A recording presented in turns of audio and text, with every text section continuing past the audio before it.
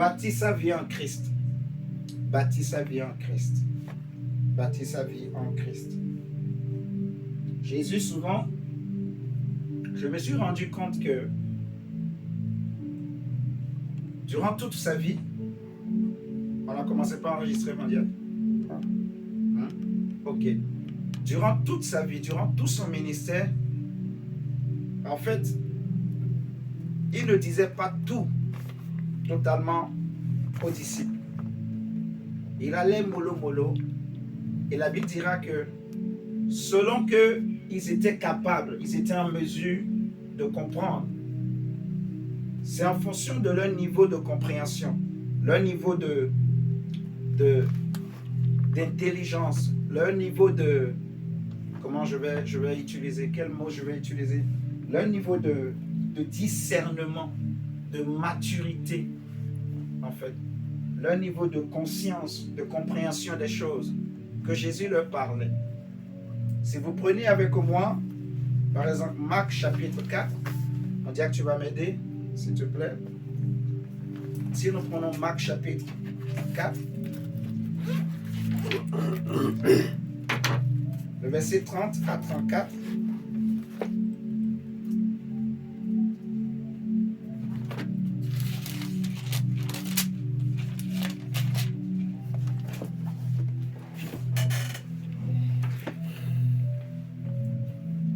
Lisons la parole de Dieu dans Marc 4, 30 à 34. Il dit encore, à quoi comparerons-nous le royaume de Dieu ou par quelle parabole le représenterons-nous? Il est semblable à un grain de sénévé qui, lorsqu'on le sème en terre, est la plus petite de toutes les semences qui sont sur la terre. Mais lorsqu'il a été sémé, il monte, devient plus grand que tous les légumes et pousse des grandes branches, en sorte que les oiseaux du ciel peuvent habiter sous son ombre. C'est par beaucoup de paraboles de ce genre qu'il leur annonçait la parole, selon qu'ils étaient capables de l'entendre. Est-ce qu'on peut relire encore ce verset 33, s'il te plaît? Verset 33, c'est par beaucoup de paraboles de ce genre qu'il leur annonçait la parole, selon qu'ils étaient capables de l'entendre. Amen. Verset 34. Il ne leur parlait point sans parabole, mais en particulier, il expliquait tout à ses disciples. Amen. Amen. On disait le dimanche que il y a des gens qui ont parcouru des kilomètres pour entendre une parole. Comme l'exemple de la reine de Séba qui a quitté l'Éthiopie en Afrique. Et en ce temps-là, il n'y avait pas les avions, il n'y avait pas les moyens de transport rapides et faciles. Donc j'imagine qu'ils ont voyagé à dos de chameaux ou des ânes, où ils ont pris des pirogues, des navires, je ne sais pas. Mais certainement, ils n'ont pas utilisé des moyens de transport rapides. Donc, certainement, le voyage a pris des jours. Mais elle était déterminée.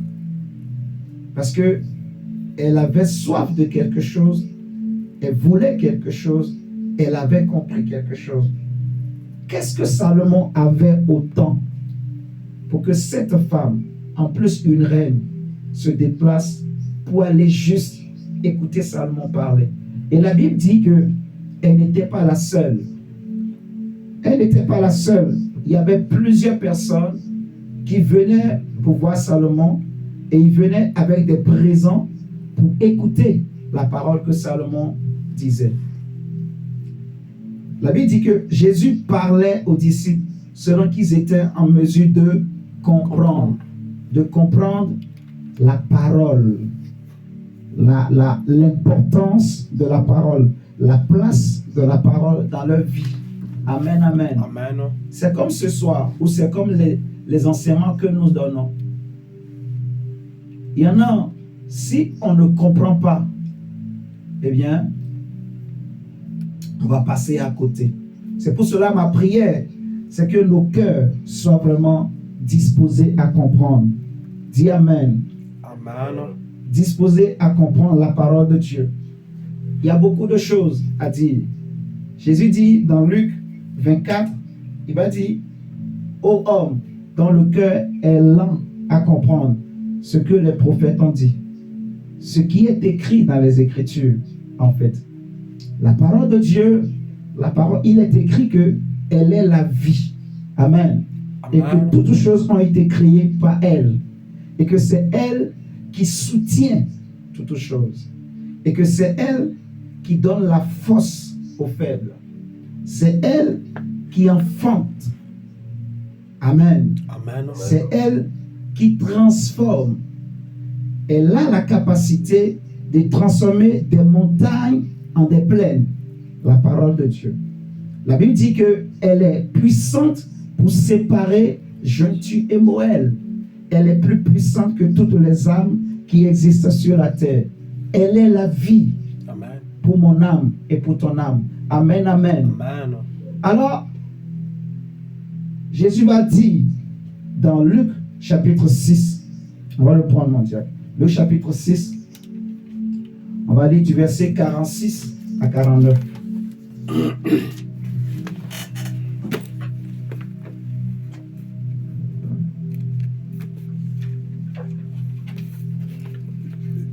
Lisons la parole de Dieu dans Luc 6, 46 à 49.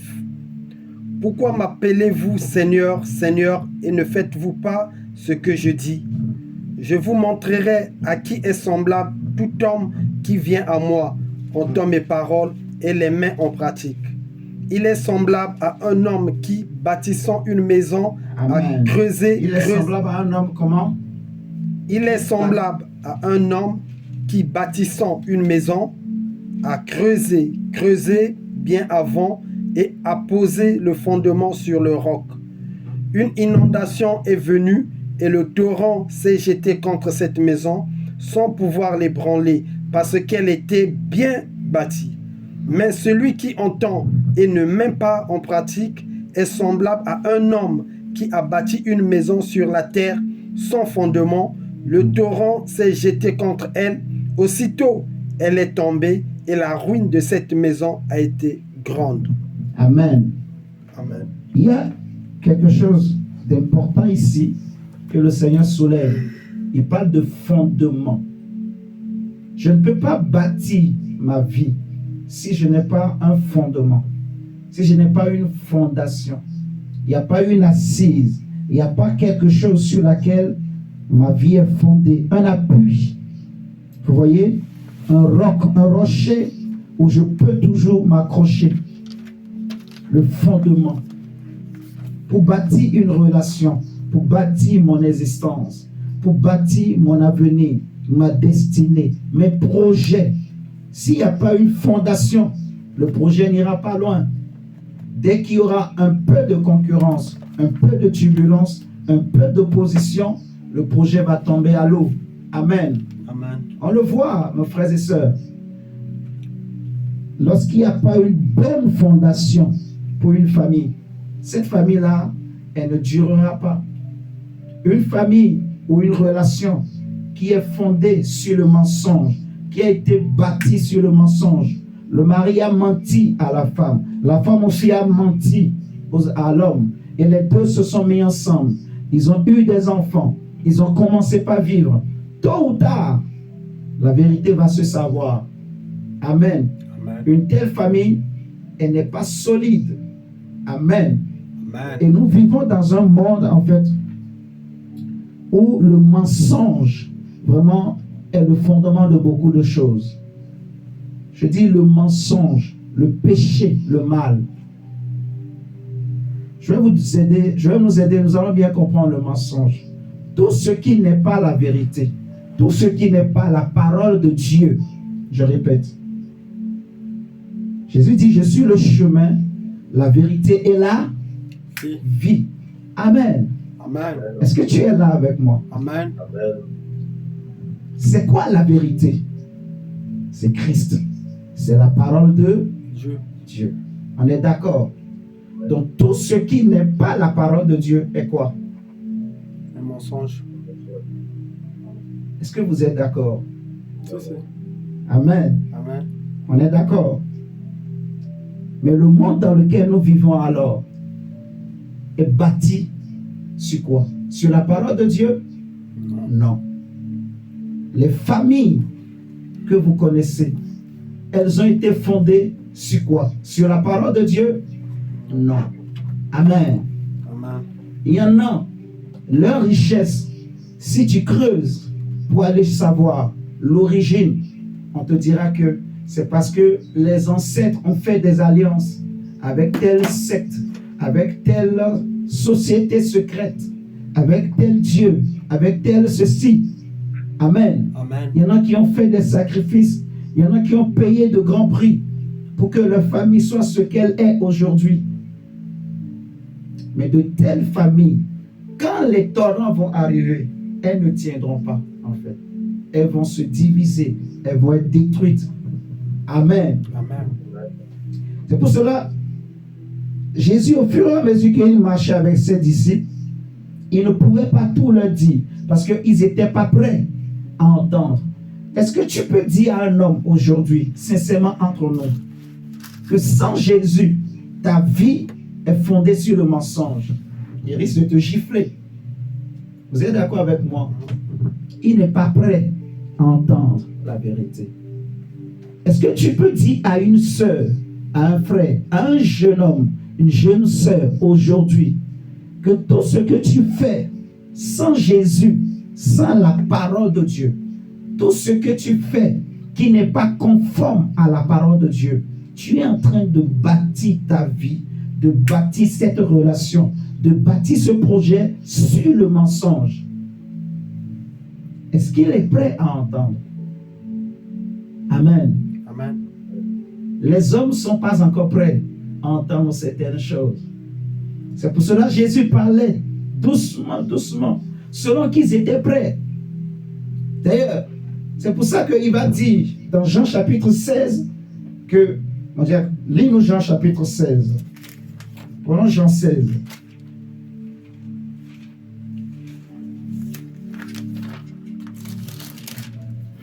Seigneur, aide-nous.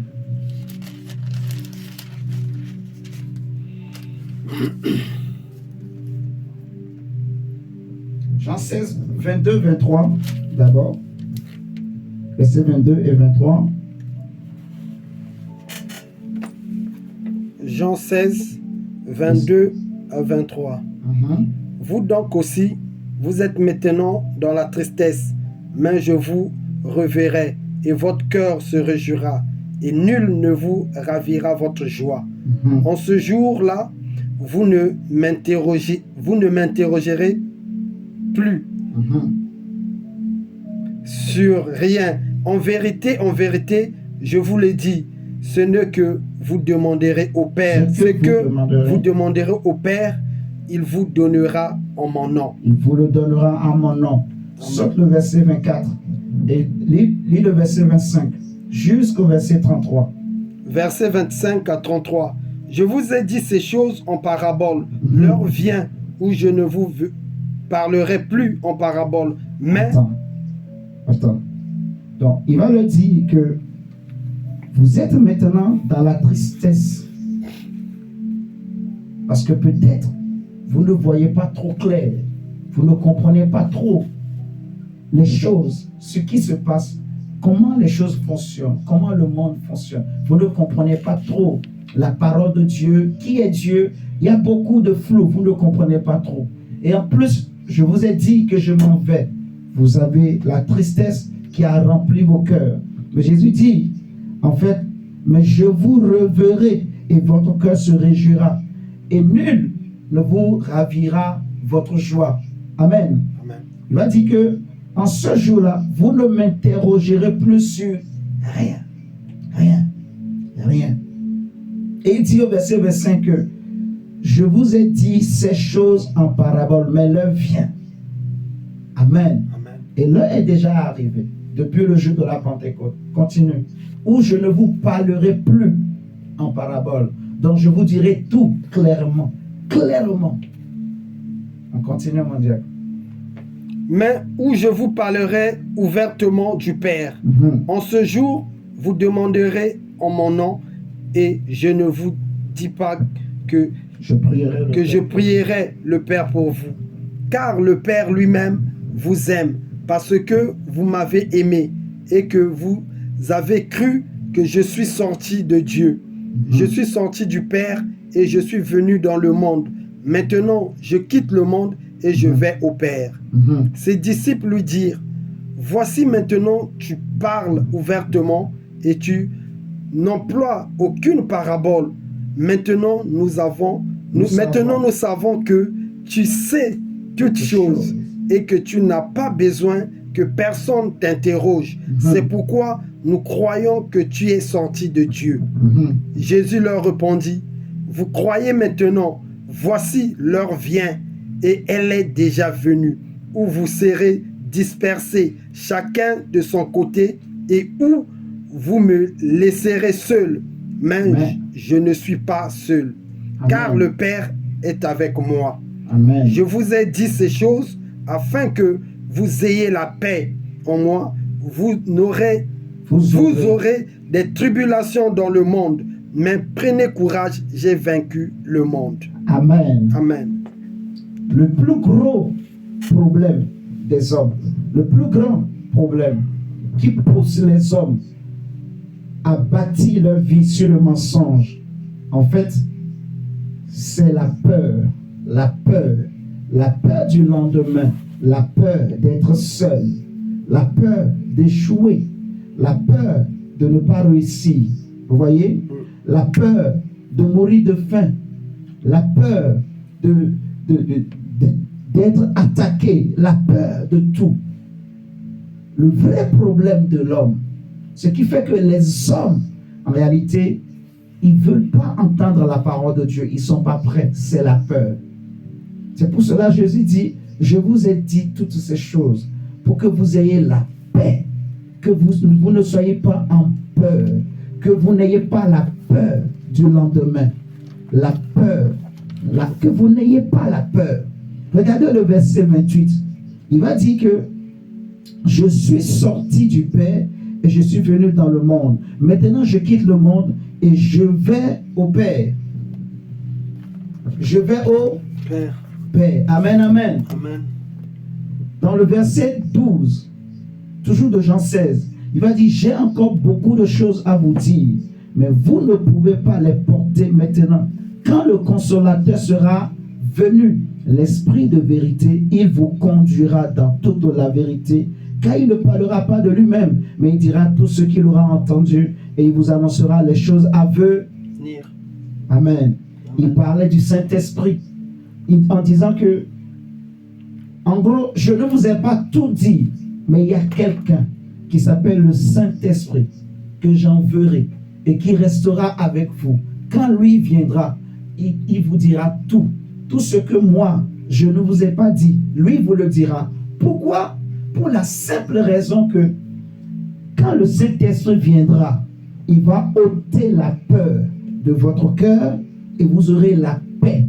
Vous aurez l'assurance. Amen, amen. Amen. Il va ouvrir votre intelligence. Parce que c'est l'esprit de la sagesse, c'est l'esprit de l'intelligence, c'est l'esprit qui sonde le cœur de Dieu. Amen, amen. Amen. Un homme qui n'a pas l'esprit de Dieu, il ne pourra pas comprendre les mystères des secrets de Dieu. Il ne pourra pas comprendre tout ce que Dieu a prévu pour sa vie. Il ne pourra pas. Jésus dit, par exemple, dans Jean 14, il va dire, dans Jean 14, le verset 30, que je ne parlerai plus guère avec vous, car le prince du monde vient. Il n'a rien à moi, mais afin que le monde sache que j'aime le Père et que j'agis selon l'ordre que le Père m'a donné. Levez-vous, partons d'ici. Il dit afin que le monde sache. Qu'est-ce que le monde retiendra par rapport à Jésus? On peut sauter, on peut descendre, on peut tout dire. Qu'on soit chrétien ou qu'on ne soit pas chrétien, qu'on soit athée ou païen, mais tout le monde est quand même d'accord sur une chose. Jésus a bouleversé le monde. Tout le monde est d'accord sur une chose. Les gens peuvent faire des recherches, Les scientifiques peuvent faire des recherches, on peut inventer des choses, mais personne ne peut dire que cet homme a péché. Non. L'humanité le sait. L'humanité le reconnaît et le confesse que Jésus est un saint homme de Dieu. Amen. Jésus est un homme intègre, un homme différent. Il y en a, même dans certaines sociétés secrètes, ils le prennent comme la lumière suprême, la lumière extrême. Ils le disent, c'est un maître, parce qu'il a fait des choses qu'aucun homme ne peut faire. Mais Jésus est plus qu'un maître. Il est le maître. Il est le Seigneur. Il est le Dieu vivant qui a accepté de venir porter un nom parmi les hommes. Parce que Dieu, il n'a pas de nom. Quel nom voulez-vous lui donner parmi les hommes? Non. Mais il a accepté de quitter son état de lumière, de gloire, de visible, de parole, pour porter un nom parmi les hommes, mais un nom pas comme les autres, un nom différent, un nom glorieux, un nom puissant. Et il dit, je ne vous laisserai pas seul, parce que sans le Saint-Esprit, mon frère, le message là, on ne comprendra pas. Je vous dis la vérité, tout ce qu'on prêche, si je n'ai pas l'Esprit de Dieu, je ne pourrai pas vous prêcher moi-même. Si tu n'as pas l'Esprit de Dieu, tu ne pourras pas comprendre profondément tout ce qu'on est en train de dire. Tu ne retiendras pas. Amen, amen. Amen. C'est pour cela qu'il faut travailler pour chercher à connaître l'Esprit de Dieu, à connaître la parole, à connaître l'Esprit de l'Évangile. Amen, amen. Amen. Oui, mon frère, ma soeur. Sans le Saint-Esprit, on n'y arrivera pas. C'est le Saint-Esprit, quand il vient, qui change nos cœurs. Comme on a dit dimanche, qu'il y a des cœurs de pierre, des cœurs durs, il y a des cœurs méchants, des cœurs mauvais, il y a des cœurs impurs, il y a plusieurs sortes de cœurs. Vous voyez? Mais il y a des cœurs bons. Et Dieu seul a un cœur bon. Mais Dieu, par son esprit, change nos cœurs de pierre et nous donne des cœurs sensibles. Vous voyez? Le Saint-Esprit, par la parole, touche nos cœurs. C'est comme dans Actes des Apôtres, chapitre 2. Quand Pierre a prêché, la Bible dira que le cœur des hommes était vivement touché par l'Esprit de Dieu. Et ils ont été convaincus. C'est là qu'ils ont compris. Alors que pendant des siècles, on lisait les mêmes choses dans les synagogues, mais cela ne leur parlait pas comme ça. Ils ne pouvaient pas comprendre cela comme ça. Mais le jour-là, ils ont eu une lumière, ils ont eu une révélation. Et leur vie a changé. Ils ont pris plutôt la décision de quitter le mensonge. Vous voyez? De ne plus suivre le mensonge, mais de bâtir maintenant leur vie sur la parole de Dieu, sur la révélation. Comme on a lu dans Luc 6, Jésus dit, celui qui écoute ma parole, c'est celui qui bâtit sa vie. C'est un homme qui est en train de bâtir sa vie sur le roc. Et un tel homme, il est certain que si les torrents arrivent, ma maison, ma vie ne serait pas ébranlée. Parce que ma vie a un fondement.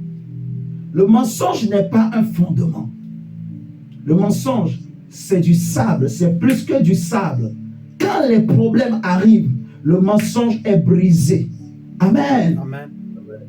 Le mensonge a détruit des royaumes. Le mensonge a détruit des vies. Tu ne peux pas réussir sur le mensonge. Tu ne peux pas construire quelque chose sur le mensonge. Et si tu te dis que je suis fort, je suis intelligente, je suis forte, je connais des choses, j'ai des diplômes, j'ai le master, j'ai ceci, j'ai cela, j'ai des relations. Tu es en train de te mentir toi-même. Tu es en train de te mentir à toi. Amen. Tu ne peux rien sans Jésus.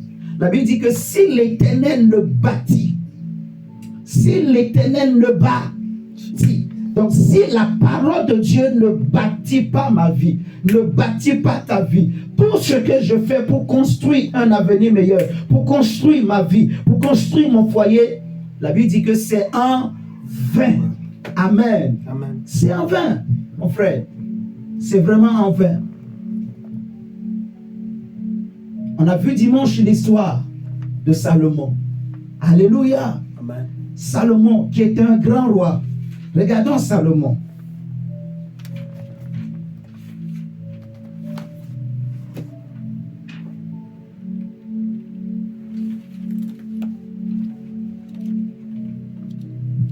Prenons, on va prendre un roi.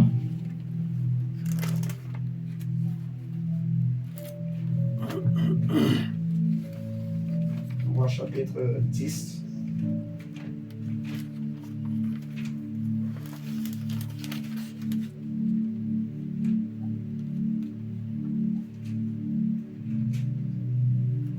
Roi chapitre 10, ça nous parle de la reine de Séba.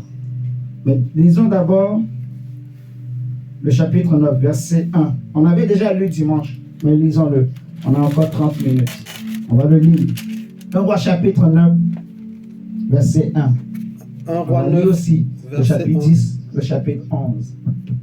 1 roi 9, verset 1er.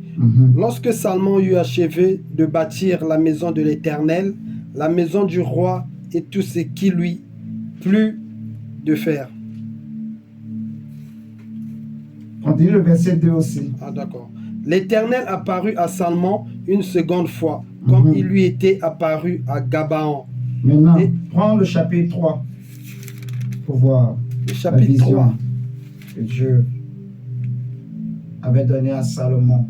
Chapitre 3, verset... Verset 1. Commence à partir du verset 1. Salomon, Donc, le chapitre 9 nous dit que Salomon a pris 20 ans pour bâtir le temple de Dieu. En fait, il a pris 7 ans pour bâtir le temple de Dieu et 13 ans pour bâtir sa propre maison. Donc, il a construit un palais pour la fille de Pharaon qu'il avait épousée, pour lui-même un grand palais. Je vous épargne les détails, mais si vous voulez savoir, vous pouvez le lire. Donc, je vais vous donner le chapitre.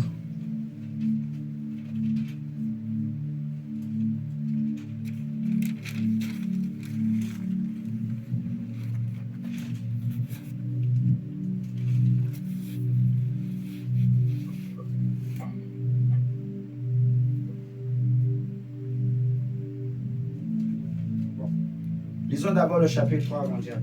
Quand on commence, verset 1. chapitre 3 de 1 roi, verset 1. Salomon s'allia par mariage avec Pharaon, roi d'Égypte. Il prit pour femme la fille de Pharaon et il l'amena dans la ville de David, jusqu'à ce qu'il eût achevé de bâtir sa maison. Jusqu'au verset 15. Tu vas lire jusqu'au verset 15. Ok. La maison de l'Éternel et le mur d'enceinte de Jérusalem. Le peuple ne sacrifiait que sur les hauts lieux, car jusqu'à cette époque, il n'avait point été bâti de maison au nom de l'Éternel.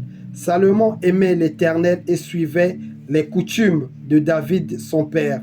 Seulement, c'était sur le haut lieu qu'il offrait des sacrifices et des parfaits. Le roi se rendit à Gabaon pour y sacrifier, car c'était le principal des hauts lieux. Salomon offrit 1000 holocaustes sur l'autel. À Gabaon, l'Éternel apparut en songe à Salomon pendant la nuit. Et Dieu lui dit, « Demande ce que tu veux que je te donne. » Salomon répondit, « Tu as traité avec une grande bienveillance ton serviteur David, mon père, parce qu'il marchait en ta présence dans la fidélité, dans la justice et dans la droiture de cœur envers toi. Tu lui as conservé cette grande bienveillance et tu lui as donné un fils qui est assis sur son trône, comme on le voit aujourd'hui.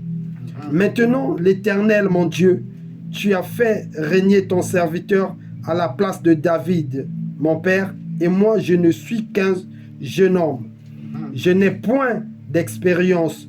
Ton serviteur est au milieu du peuple que tu as choisi, peuple immense qui ne peut être ni compté ni nombré à cause de sa multitude. Accorde donc à ton serviteur un cœur intelligent pour juger ton peuple, pour discerner le bien du mal. Car qui pourrait juger ton peuple, ce peuple si nombreux? Cette demande de Salomon plut au Seigneur. Attends. On dit que la demande de Salomon a plu à l'Éternel. Et qu'est-ce que Salomon a demandé? Un cœur intelligent, qui comprend, un cœur sage. C'est ce que Salomon a demandé. Avoir cette capacité-là de comprendre les choses de Dieu, de comprendre les mystères. C'est seulement de cette manière qu'on peut bâtir une vraie vie sur la parole de Dieu. Amen. Amen. Il n'y a pas d'autre solution. La Bible dit que la victoire n'appartient pas au fort. Non. Ce n'est pas celui qui a l'âme qui aura la victoire. Non. La victoire n'appartient pas aux forts. La victoire n'appartient pas aux intelligents. La victoire n'appartient pas aux sages. La victoire n'appartient pas à ceux qui ont des armes. Non.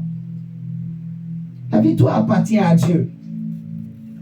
Amen. Amen. La réussite, le succès appartient à Dieu. Si Dieu décide de bloquer ta vie, tu peux sauter, descendre, tu n'iras nulle part.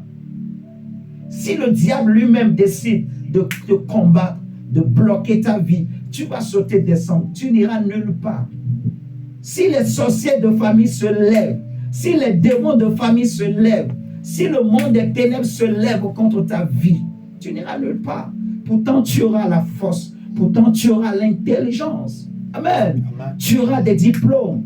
Tu seras un bel homme, une belle femme. Mais tu n'auras rien. Tu ne réussiras pas.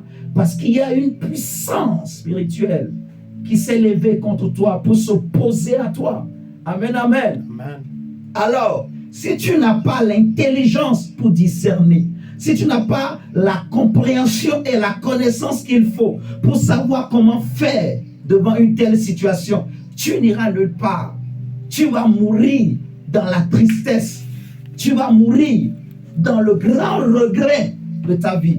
Tu vas regretter d'être né. Tu vas regretter d'avoir fait toutes ces études.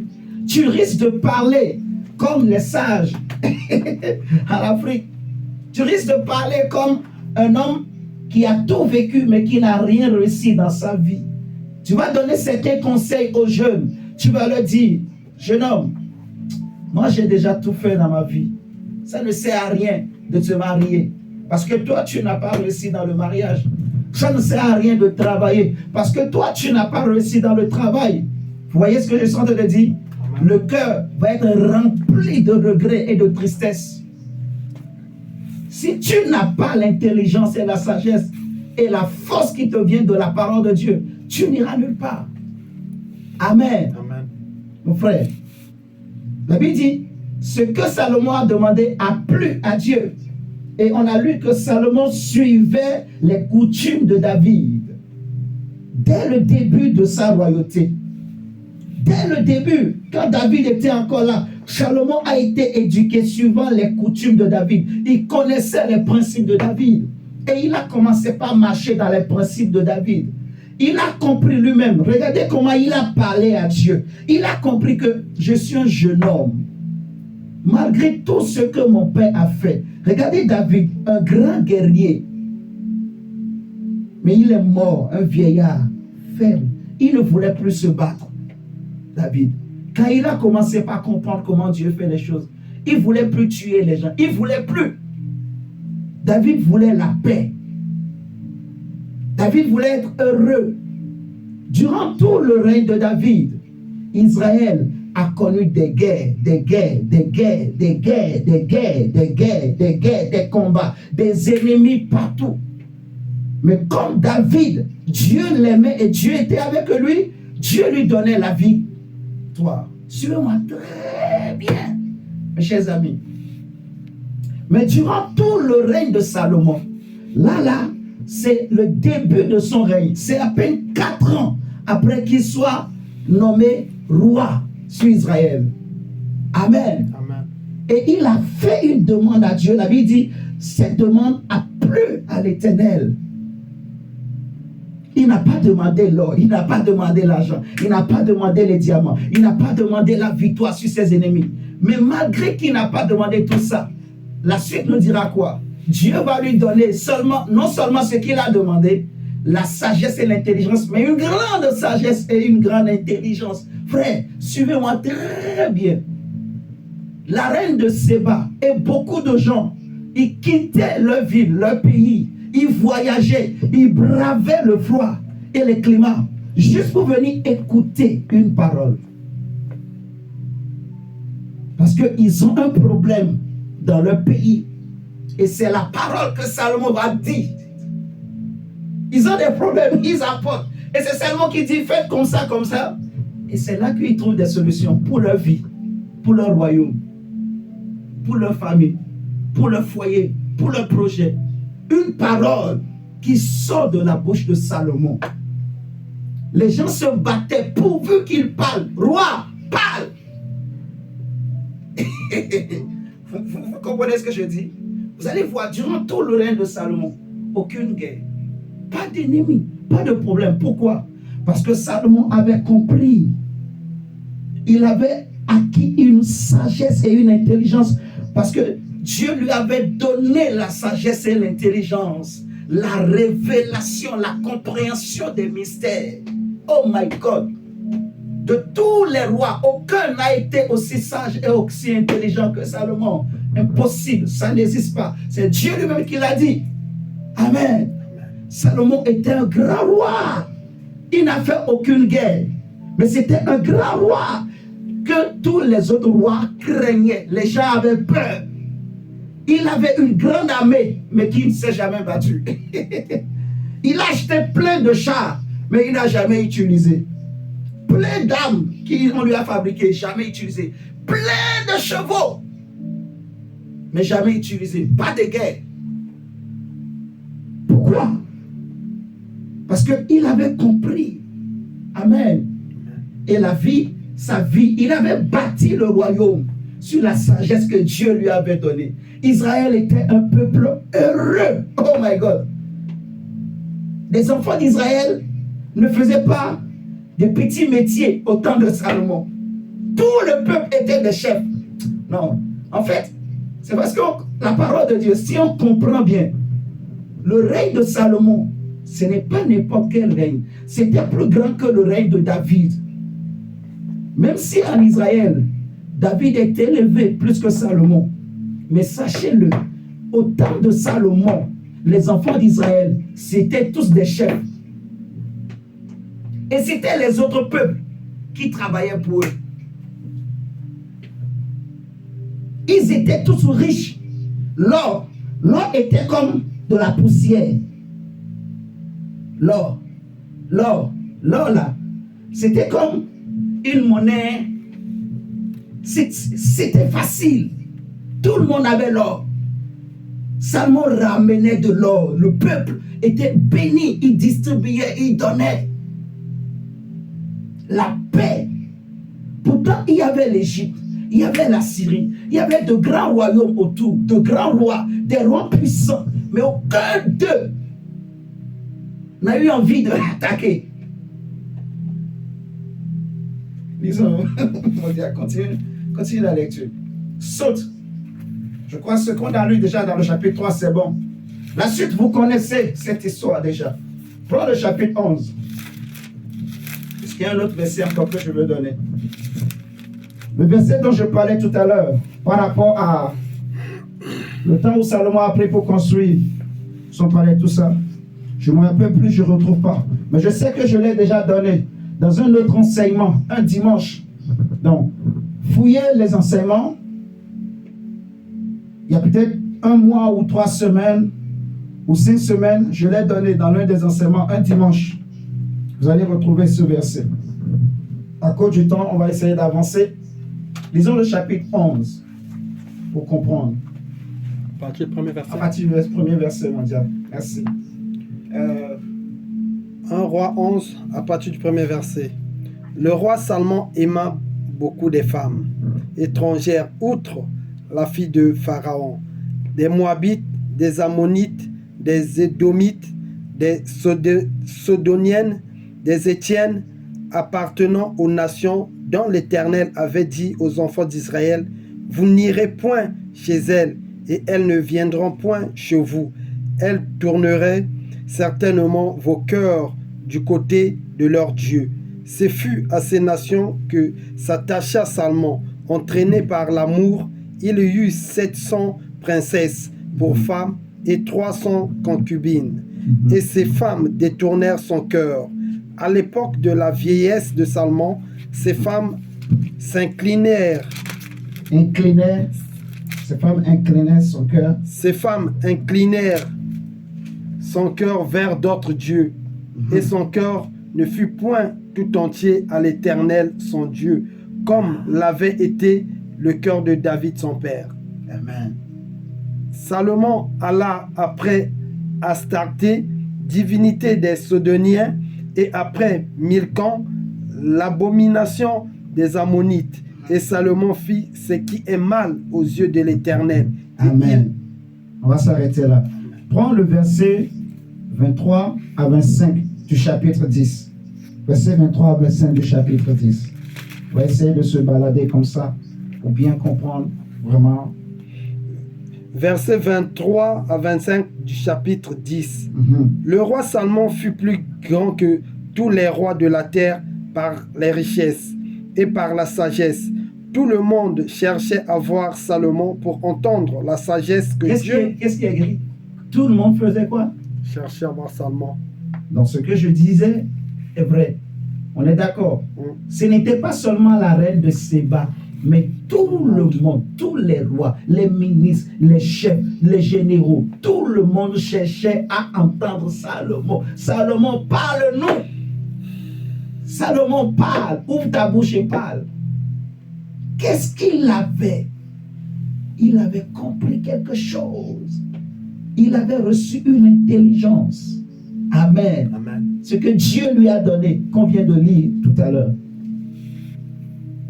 Donc, on dit que vers le temps de sa vieillesse, lui qui aimait l'Éternel, durant tout son règne, Salomon n'a pas eu d'ennemis, pas de guerre, pas de problème.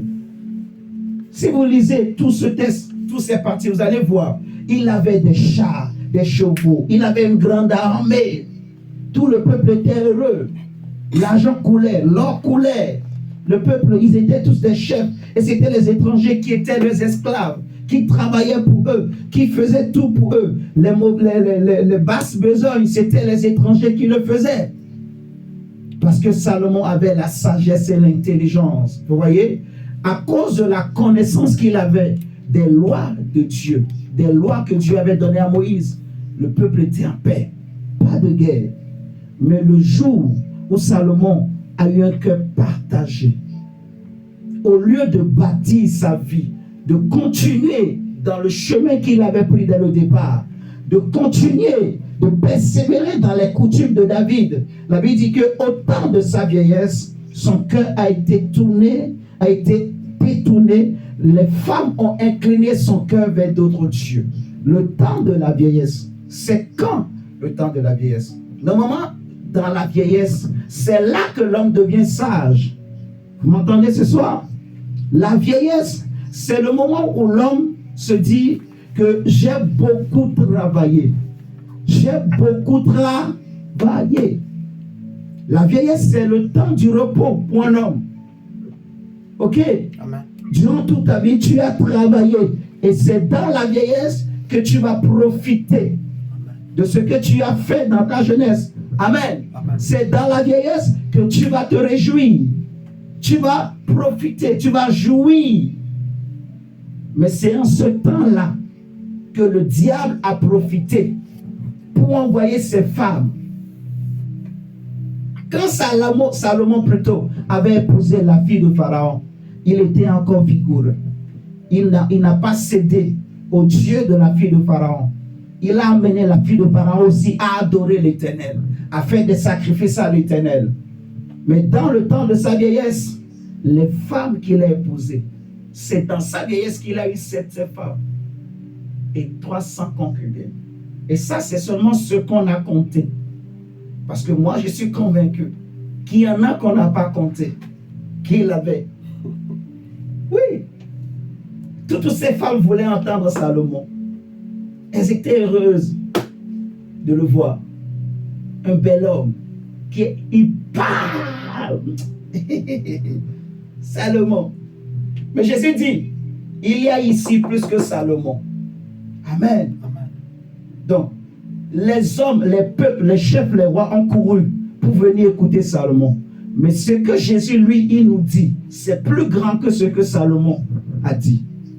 Maintenant, pourquoi les hommes de notre époque ne courent pas? Pourquoi les chefs et les généraux d'aujourd'hui ne courent pas pour venir dans les églises, pour venir entendre l'évangile?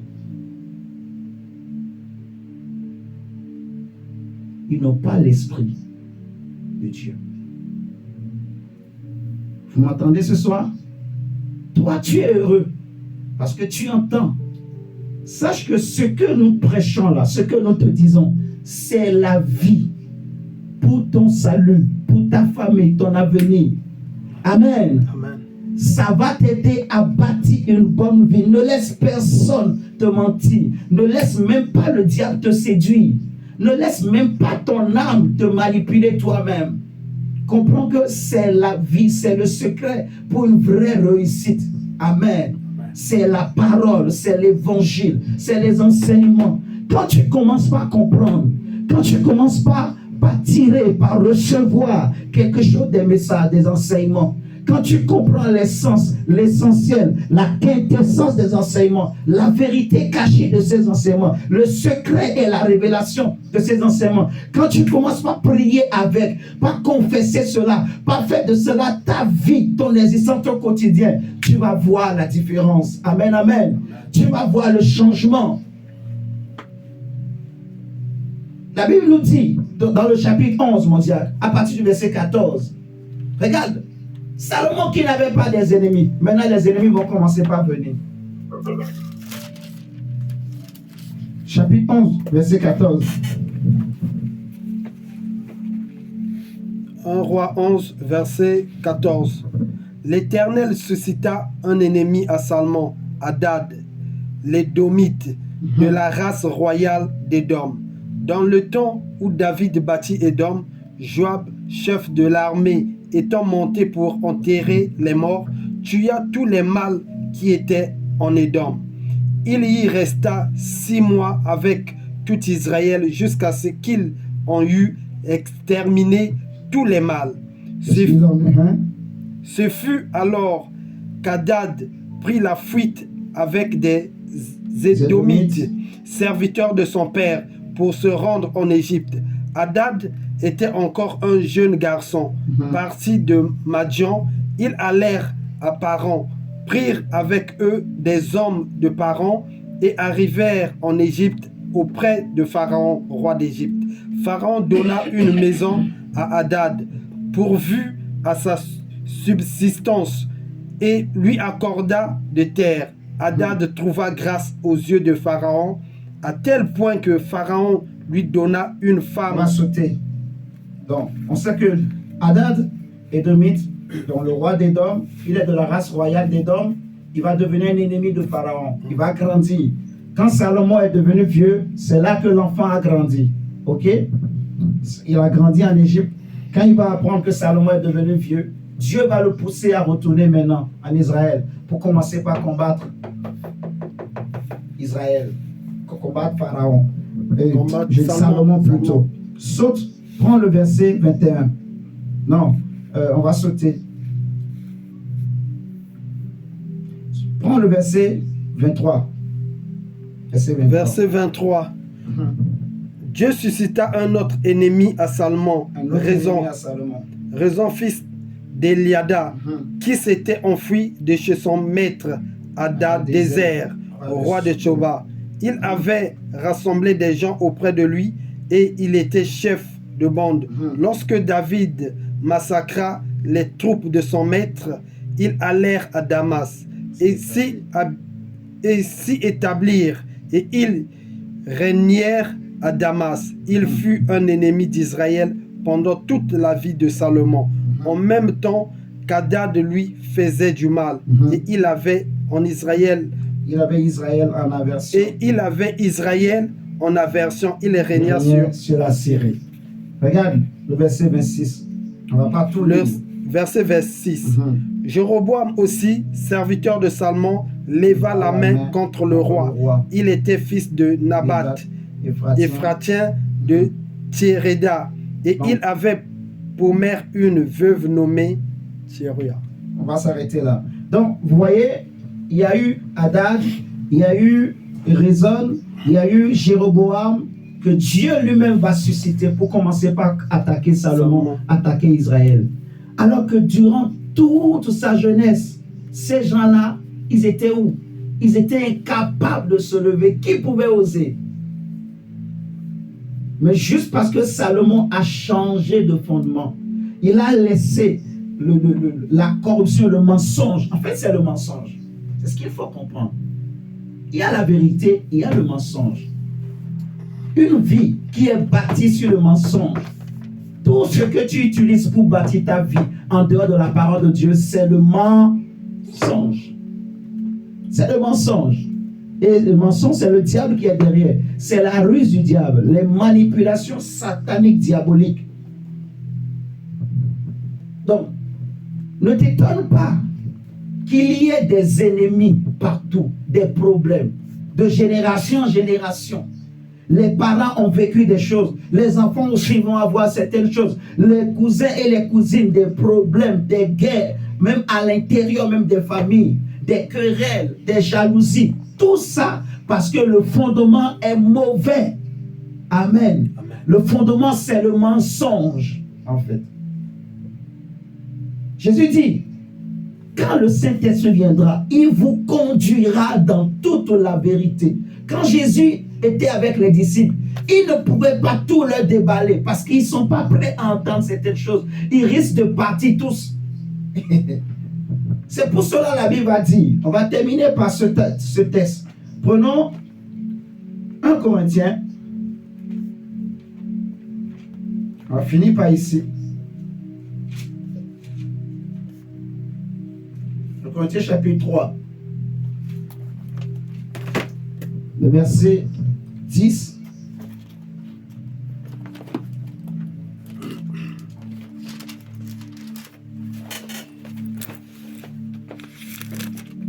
Bon. 1 Corinthiens 3, verset...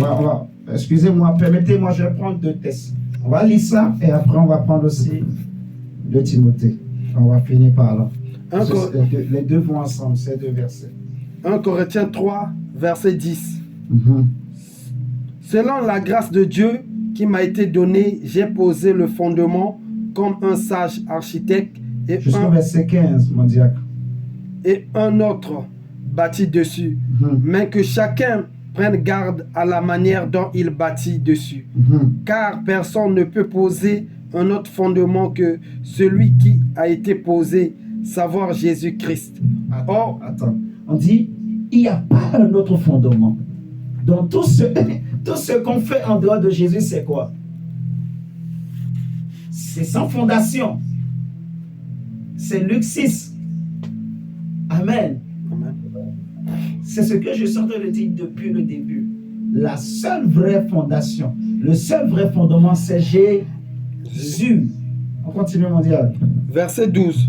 Or, si quelqu'un bâtit sur ce fondement avec de l'or, de l'argent, des pierres précieuses, du bois, du foin, du chaume, l'œuvre de chacun sera manifestée, car le jour la fera connaître, parce qu'elle se révélera dans le feu. Et le feu éprouvera ce qu'est l'œuvre de chacun. Si l'œuvre bâtie par quelqu'un sur le fondement subsiste, il recevra une récompense. Si l'œuvre de quelqu'un est consumée, il perdra sa récompense. Pour lui, il sera sauvé, mais comme au travers du feu. Amen. Amen. Donc, il dit, si quelqu'un bâtit sur ce fondement avec de l'or, de l'argent, des pierres précieuses, du bois, du foin, du chaume, l'œuvre de chacun sera manifestée. Ça, c'est les matériaux que tu vas utiliser pour bâtir.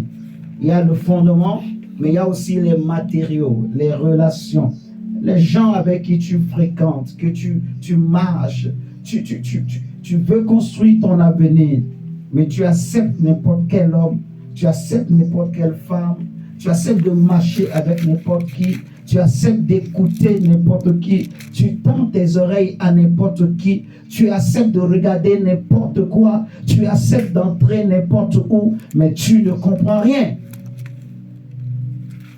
Qu'est-ce que tu veux utiliser comme matériau pour bâtir cet avenir, pour bâtir ta vie?